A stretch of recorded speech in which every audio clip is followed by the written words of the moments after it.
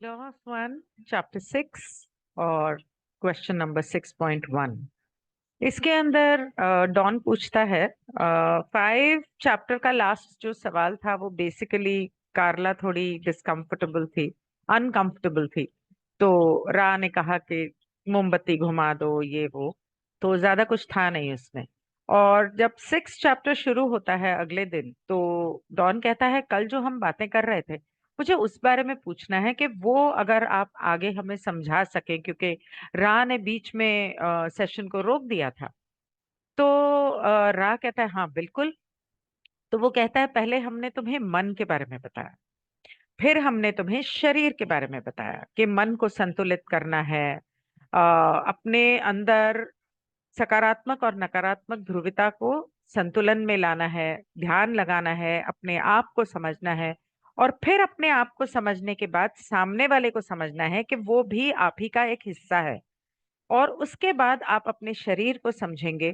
शरीर को समझ जब आप अपने शरीर को समझेंगे कि आपकी सोच और आपके मन की वजह से आपके शरीर के ऊपर क्या क्या असर पड़ रहा है, उसके बाद आप दूसरे के शरीर को बेहतर समझ सकेंगे। लेकिन उसका तीसरा पहलू जो है वो है आत्मा, स्पिरिट कॉम्प्लेक्स। इसके बाद मन और शरीर को समझने के बाद आपको अपने स्पिरिट कॉम्प्लेक्स, अब मतलब अपनी आत्मा को समझने की जरूरत है। इसे इसकी आध्यात्मिक उन्नति करने की जरूरत है, इसकी शक्तियों को जगाने की जरूरत है। तो ये करना, इसमें काफी समय लगता है। और ये आप लोगों के लिए मतलब एक तरह से वो ये नहीं कह रहे कि आसान नहीं है, पर वो कह रहे हैं कि इसमें समय लगता है और इसमें बहुत समझ लगती है। तो इसको पहले आपको पहचानना होता है, उसके बाद इसे संतुलन में लाना होता है। और इसमें ये बहुत ही सूक्ष्म लेवल के ऊपर इसको आपको सीखना है, समझना है। और कहता है रा कि हमने आपके दिमाग को एक पेड़ की तरह से अगर हम बताएं कि आपका दिमाग एक पेड़ है, तो दिमाग जो है आपके पूरे शरीर को अपने वश में रखता है या कंट्रोल करता है। जब दिमाग जो है वो संतुलन में होगा, फोकस्ड होगा, और एक तरह से अपने आप को कंट्रोल करना, दिमाग आपको कंट्रोल ना करे, आप दिमाग को कंट्रोल करो। या तो आप उसके गुलाम बन जाओ या उसको अपना गुलाम बना दो। तो जब हम उसके गुलाम होते हैं तो वो चलता रहता है, सोच चलती रहती है, बहुत कुछ दिमाग में चलता रहता है। लेकिन जब हम उसको अपना गुलाम बना लेते हैं तो हमारी सोच जो है वो एक फोकस, एक चीज के ऊपर केंद्रित होती है, जो मेडिटेशन करने से हम समझते हैं, सीखते हैं, तब हमें वो आता है। तो खूब मेडिटेशन करने के बाद जब आप अपने दिमाग पर काबू पा लेते हैं, उसके बाद जब दिमाग एक जगह पर फोकस ला पाता है, अपने अंदर संतुलन ला पाता है, तब आपका शरीर जो है वो अपने आप में अम, संतुलन, आराम महसूस करता है। और उसके अंदर की सारी मुश्किलें, सारी शारीरिक मुश्किलें, बीमारी, ये वो सब कुछ ठीक होने लगती हैं और संतुलन में आने लगती हैं। तब जाके आप अपनी आत्मा के ऊपर काम कर सकते हो। और आत्मा के ऊपर काम करना, ये हवा और अग्नि के ऊपर काम करने के बराबर है। और ये हवा और अग्नि का काम है, क्योंकि हमारा शरीर जो है वो 5 तत्वों से बना है, तो हवा और अग्नि हमारे अंदर भी है। तो हमारा जो आत्मा है, हमारा जो स्पिरिट कॉम्प्लेक्स बॉडी है, या आत्मा की ऊर्जा है हमारे अंदर, वो एक चैनल है, वो एक रास्ता है, या वो एक शटल है, जो जब हमारा दिमाग खुल जाता है, हमारा शरीर खुल जाता है, तो वो स्पिरिट जो है वो एक शटल की तरह काम करती और ब्रह्मांड के साथ बातचीत करने में हमारी मदद करती है। और ये हमारी ऊर्जा को, आ, हमारी ऊर्जा और हमारी आत्मशक्ति को एक तरह से ऊपर की ओर ले जाती है। और ऊपर से जो हवा और अग्नि ईश्वर के ज्ञान की, ईश्वर की रोशनी की जो आ रही है, उसे हमारे अंदर से चैनल करते हुए नीचे की ओर ले जाती है। जब हम सीखते हैं उपचार करना,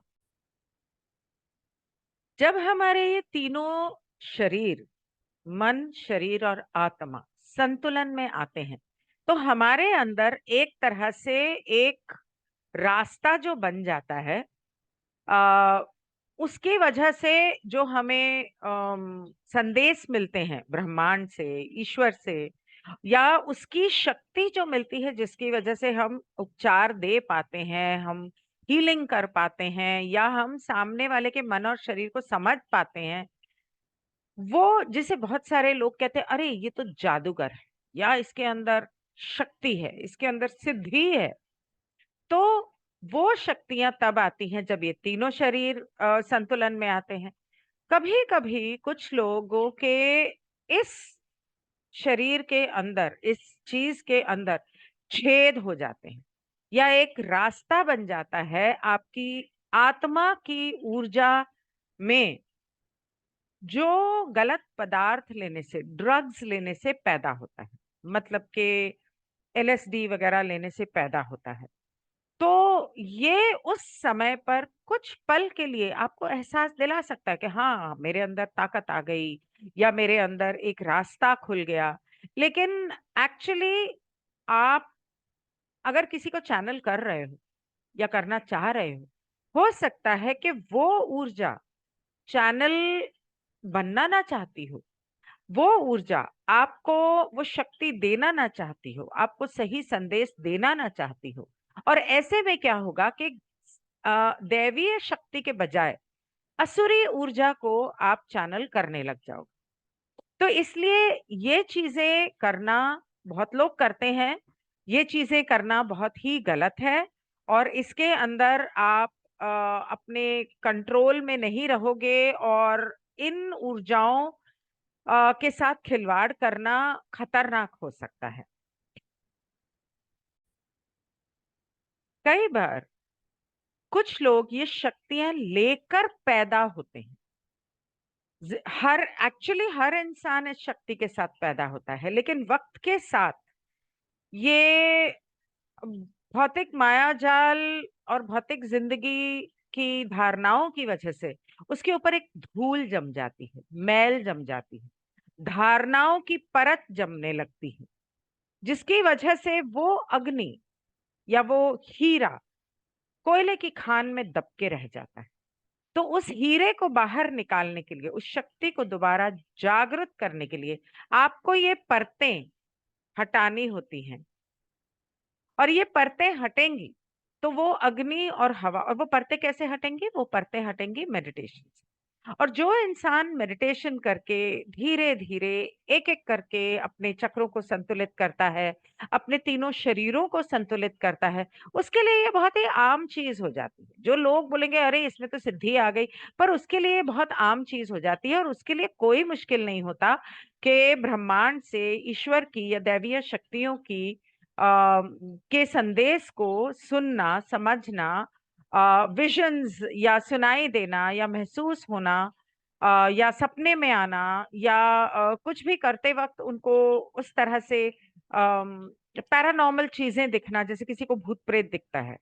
कि एक थी जिसको मैं जानती थी, वो जब भी श्मशान या हॉस्पिटल के पास जाती थी, तो वहां पर जितने लोग मर गए हैं, या जितने लोग मॉर्चरी में हैं, या जितने लोग आज से साल भर 2 साल पहले मरे थे और वो भटक रहे हैं, उनकी आवाजें उसको सुनाई देती थी।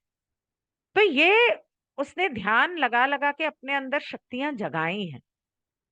कुछ हो सकता है जन्म से जो थी वो हो कुछ, लेकिन उसने ध्यान लगा के, पूजा पाठ करके उसने इन सिद्धियों को जगाया है।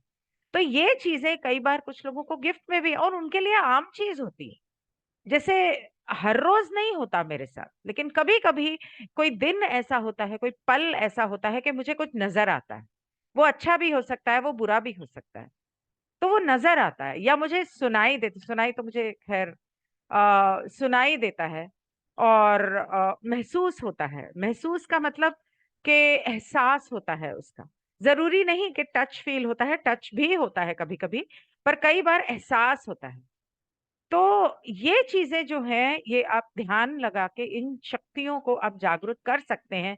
और जिन्होंने इन शक्तियों को जागृत कर लिया है, उनके लिए एक बहुत ही आम सी बात हो जाती है, उनके लिए बहुत बड़ी चीज नहीं है। और उनके लिए ये शक्ति ऐसा नहीं है कि आज है कल नहीं, आज है कल नहीं, ऐसा नहीं। उनके लिए वो कांस्टेंट रहती है। क्यों? क्योंकि वो उन्होंने अपने ऊपर काम किया है, अपनी उन शक्तियों को जगाया है, और अपने जिंदगी में एक बदलाव लेकर आए हैं। ईश्वर का काम करने के लिए यहाँ पर आए हैं, और महान काम कर रहे हैं, लोगों को जगा रहे हैं, लोगों को की ऊर्जा को संतुलित करके उनको उनका उपचार कर रहे हैं। हीलिंग, एक चीज समझो कि हीलिंग सिर्फ आपके शरीर की नहीं होती। अगर मैं हीलिंग कहती हूँ तो एलोपैथिक डॉक्टर्स हैं, वो शरीर की का उपचार करते हैं, वो अपने आप को हीलर्स मानते हैं, एक तरह से हैं भी। साइकियाट्रिस्ट और साइकोलॉजिस्ट दिमाग का करते हैं, और जो प्यार देते हैं वो दिल का करते हैं। प्यार आपके अपने घर वाले भी दे सकते हैं। आप डिप्रेस्ड फील कर रहे हो तो आपका कोई दोस्त आके आपको बहुत प्यार देता है, आपका ध्यान रखता है, वो आपके दिल की हीलिंग कर रहा है। कोई आके आपकी ऊर्जा की हीलिंग करता है। जैसे अभी जब मैं दिल्ली से आई तो रास्ते में इतनी बुरी तरह से बीमार पड़ गई, बुखार आ गया, बीपी लो हो गया कि आंखें चढ़ गई थी मेरी। साइकिक अटैक इतना गंदा वाला हुआ था, इतना बुरा। और इत्तेफाक से ईश्वर ने भेज दिया किसी को, और अचानक ही आ गई वो। और वो आई और उसने मेरी शक्ल देखी, और उसने तो तुरंत नजर उतारनी शुरू की। कभी एक चीज से, कभी दूसरी चीज से, कभी तीसरी चीज से, कभी कुछ कभी कुछ। तब भी मुझे 3 दिन लग गए। इसी वजह से मैं वापस आने के बाद भी वीडियोस नहीं कर पाई। 3 दिन लग गए। परसों जब मैं मंदिर गई माता के, और माथा टेक के माता का सिंदूर लेके मैंने लगाया, तब जाके मैं बात करने लायक हुई। तो ये ये भी एक अपने आप में हीलर थी, जो कुछ पल के लिए उसकी हीलिंग एबिलिटीज भगवान ने जागरूक की। तो इस तरह से हीलिंग सिर्फ शरीर की नहीं होती, सिर्फ दिमाग की भी नहीं होती। जब आपके पूर्ण शरीर की पूर्णतः की आपकी हीलिंग होती है, उसको हीलिंग बोलते हैं। आपकी ऊर्जा की हीलिंग होती है, उसको हीलिंग बोलते हैं।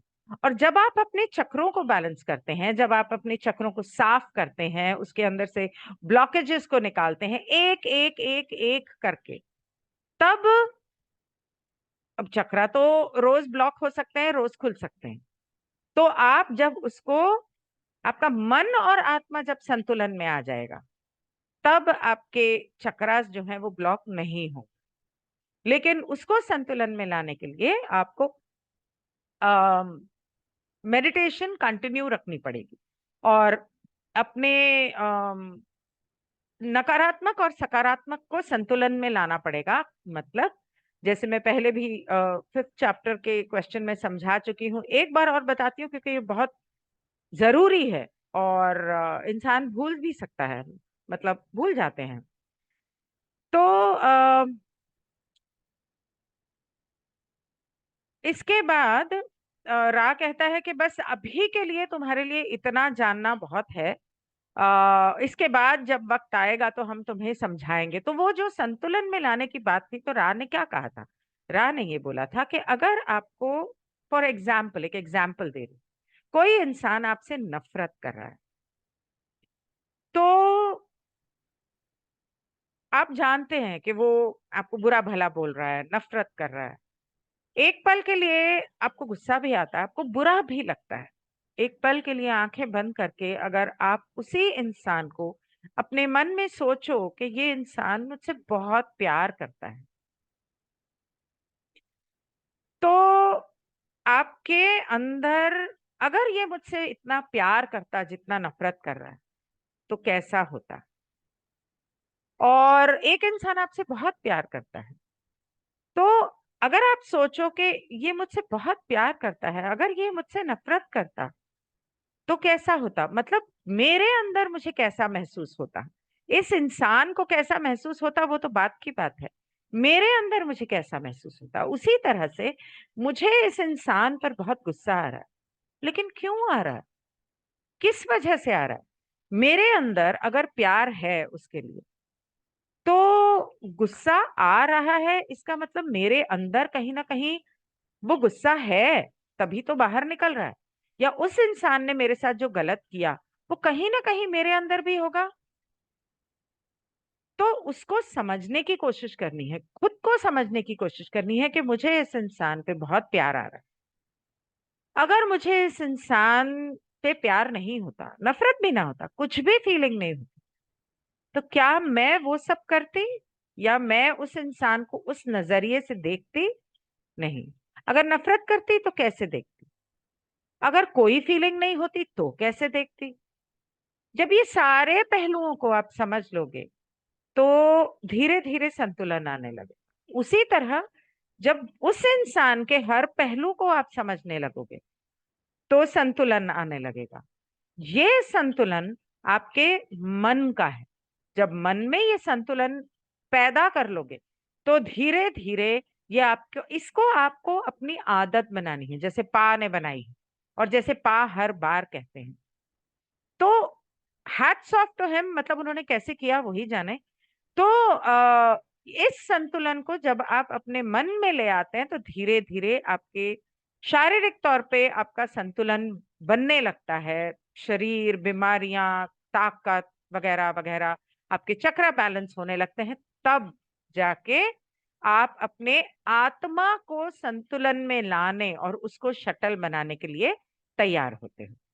ये था law of one, chapter 6, question number 6.1। अब हम आगे बढ़ेंगे। Good bye.